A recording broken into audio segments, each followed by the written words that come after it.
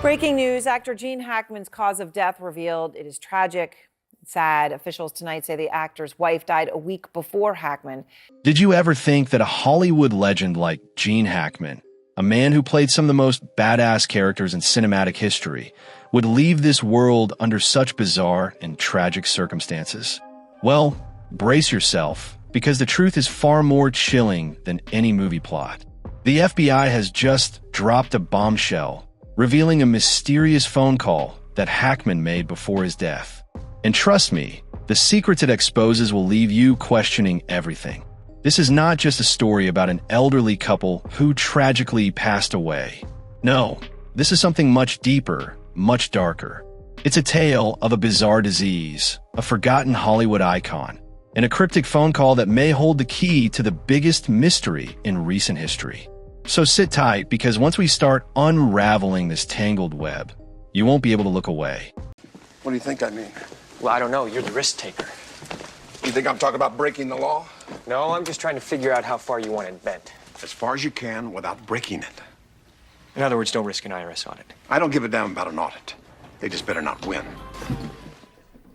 That was iconic Gene Hackman alongside Tom Cruise in the 1993 film The Firm. It's so good if you haven't seen it. All right, we're all following this breaking news this morning that sheriff's deputies found Hackman, his wife, and their dog dead in their New Mexico home. The 95-year-old. On February 26th, 2025, Hollywood was rocked by the news that Gene Hackman and his wife, Betsy Arakoa, had been found dead in their New Mexico home. Hackman, known for his unforgettable roles in The French Connection and Unforgiven, had been living a quiet, reclusive life far from the glitz and glamour of Tinseltown. But here's where things take a disturbing turn. When authorities arrived at the scene, they expected a routine case. After all, Hackman was 95 years old, suffering from Alzheimer's, and his wife was 30 years younger, but still within an age where unexpected medical emergencies could happen. A simple case of natural causes, right? Wrong. Investigators found the couple in a horrifying state. Hackman's body was discovered in a mudroom, while Betsy was found in the bathroom next to an open bottle of prescription pills with tablets scattered across the floor. One of their 3 dogs was dead in a locked crate. And if that wasn't disturbing enough, it appeared that Hackman had survived for days, perhaps even a week, alone with his wife's lifeless body before succumbing to his own fate. That alone would be enough to send chills down anyone's spine. But what really sent investigators into a frenzy was the discovery of a phone call that Hackman made shortly before his death. A call that should not have been possible. A cloud of suspicion surrounds the deaths of Oscar-winning actor Gene Hackman and his wife, whose bodies were found in their Santa Fe home. No one had seen the couple for days, and authorities say they had been dead for some time. The sheriff now says they are not ruling out foul play. Jim Murray with the 911 call that alerted police to the deaths. Despite his advanced Alzheimer's, Hackman somehow managed to dial a number before he died. The call was short, just under 30 seconds. But those few seconds were enough to send the FBI into overdrive. The recipient of the call? A retired intelligence officer. A man who, according to official records, had not spoken to Hackman in over 2 decades. The contents of the call remain classified, but leaked transcripts suggest that Hackman uttered something cryptic. Something along the lines of, "They're here. It's happening. Who were they? What was happening? And how did Hackman, in such a deteriorated mental state, manage to make this call at all?" Theories have been flying ever since. Some believe Hackman had a sudden moment of clarity, realizing something sinister was unfolding around him. Others think his call was a desperate attempt to reach out, knowing that whatever he had stumbled upon was bigger than himself. But the most chilling theory? That Hackman wasn't losing his mind at all, that he had been silenced before he could reveal something truly earth-shattering. The moment this call was discovered, the FBI swooped in like a pack of wolves. Agents combed through the Hackman residence, seizing electronic devices, medical records, and even personal letters. Why such a strong federal presence for what should have been a simple case of 2 elderly people passing away? Initial reports said no foul play was suspected, and there was speculation that they were killed by carbon monoxide poisoning. But now, in a jaw-dropping turn of events, their deaths are being called suspicious enough in nature to require a thorough search and investigation. According to this search warrant, 2 maintenance workers reported finding their bodies. I think we just found one deceased person inside a house. Are they moving at all?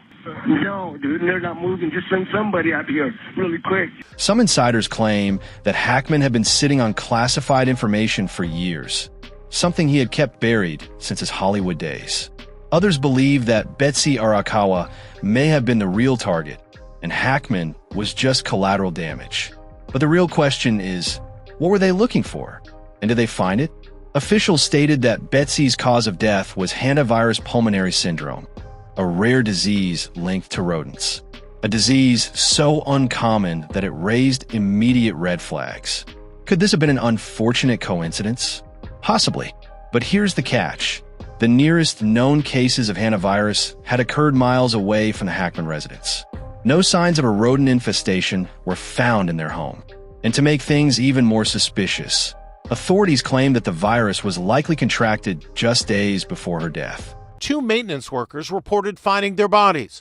I think we just found one deceased person inside a house. Are they moving at all?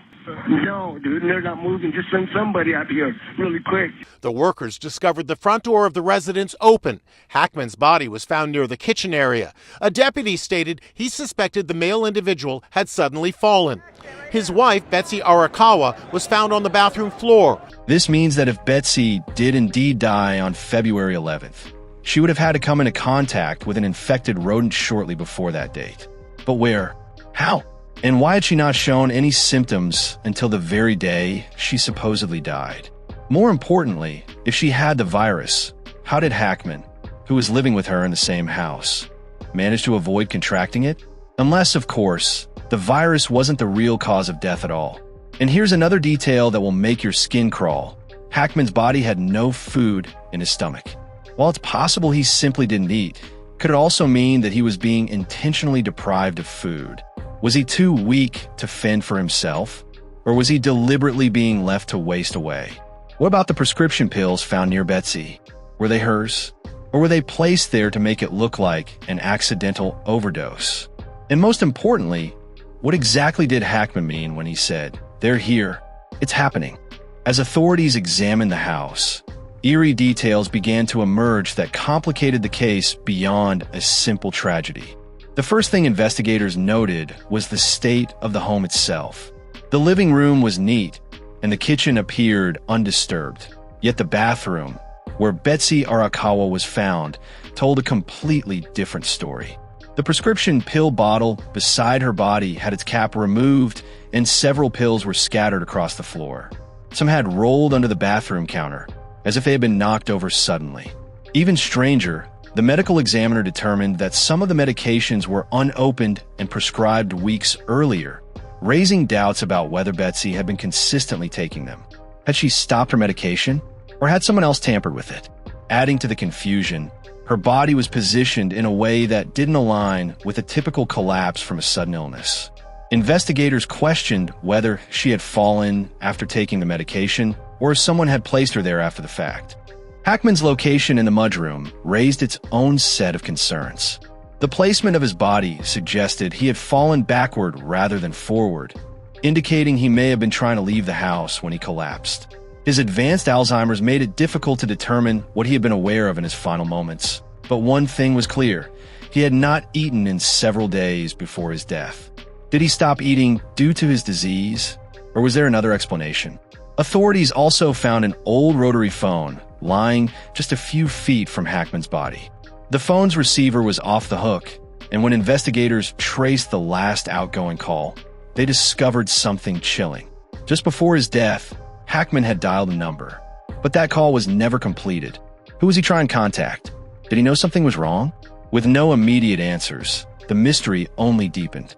The most shocking revelation in the case came when forensic analysts retrieved data from Hackman's phone. In his final moments, it appeared he had attempted to call a number not saved in his contacts. Authorities initially assumed he might have been trying to call 911, but made an error due to his Alzheimer's. However, the number he dialed didn't belong to emergency services. It was traced to an unidentified landline in California. When investigators looked into the number's owner, they were met with resistance. The service provider claimed that the number had been inactive for years. Yet, the records clearly showed that Hackman had attempted to reach it. Even more disturbingly, the call had connected for exactly 5 seconds before abruptly cutting off. Was someone on the other end? If so, why did they hang up so quickly? Had Hackman managed to get out a message before he died? Authorities tried to locate the owner of the number, but the trail led to a dead end. It had once been registered to a company that no longer existed, and no one seemed to know why Hackman would have had any connection to it. Investigators soon realized they were dealing with something much bigger than a routine death case. Someone, somewhere, had an answer, but would they ever come forward? As the FBI delved deeper into Hackman's past, they uncovered something astonishing. Before his Hollywood career took off, Hackman had briefly worked with the United States Marine Corps. While his time in the military wasn't classified, certain documents hinted that he had been involved in a project that wasn't widely known to the public.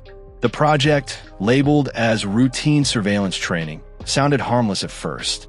But when cross-referenced with declassified intelligence files, investigators found that it was tied to Cold War-era operations involving intelligence gathering on American soil. Could Hackman have known something from his time in the military that made him a target even decades later? Even more bizarre was the fact that Hackman had played a surveillance expert in his 1974 film The Conversation. That movie depicted a man whose skills in wiretapping led to his paranoia and, ultimately, his downfall. Fans had long speculated that Hackman's performance was almost too real, as if he had first-hand experience in such work. Had Hackman stumbled upon something in his later years that tied back to his past? And was his phone call a desperate attempt to reveal the truth before it was too late? Another strange detail emerged when investigators looked into Hackman's recent communications. Just a week before his death, he had spoken with an old friend, a retired journalist named William Carter. Carter was known for his deep-dive investigations into political scandals and hidden government projects. Shockingly, Carter had vanished just days before Hackman's passing.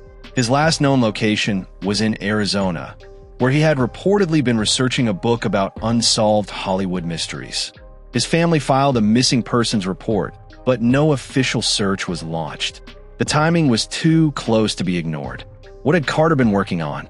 Had he discovered something that led to his disappearance? And was Hackman's death connected in any way? Authorities tried to access Carter's notes, but his apartment had been mysteriously ransacked before they could investigate. His computer was missing, and any physical documents were either gone or destroyed. The growing list of unanswered questions now had investigators looking beyond Hackman's home. Something bigger was happening. But was it too late to uncover the truth? When Hackman's autopsy results were made public, the official cause of death was listed as hypertensive cardiovascular disease, with Alzheimer's as a contributing factor. But one bizarre detail stood out. His body contained traces of substance that forensic analysts couldn't immediately identify. At first, it was dismissed as a possible medication interaction. But after further testing, the substance didn't match anything in Hackman's prescribed drugs. The only clue came from a medical database that suggested it was similar to a compound found in experimental treatments for neurological disorders. Hackman had never been part of any experimental trials, so how did the substance end up in his system? More disturbingly, a similar substance was detected in Betsy's system as well. Had they both been exposed to something? Was this connected to the hantavirus, or was it something else entirely? The official explanation was that no foul play was suspected, but some experts weren't convinced. The combination of unusual circumstances, Hackman's strange phone call, and the disappearance of his close friend all pointed to something far more sinister than a simple case of old age and illness. As of now, the FBI has not released any additional information. The case remains officially closed, but that doesn't mean the truth is any less disturbing. One thing's for sure, Gene Hackman's death was anything but ordinary. And if we've learned anything from Hollywood, it's that the most shocking twists always come when you least expect them. What do you think really happened? Was this just a tragic coincidence? Or is there something far more sinister lurking beneath the surface? Let us know your thoughts in the comments. And if you want more deep dives into mysteries that will blow your mind, hit that subscribe button, turn on notifications, and stay tuned. Because trust me, this story is far from over.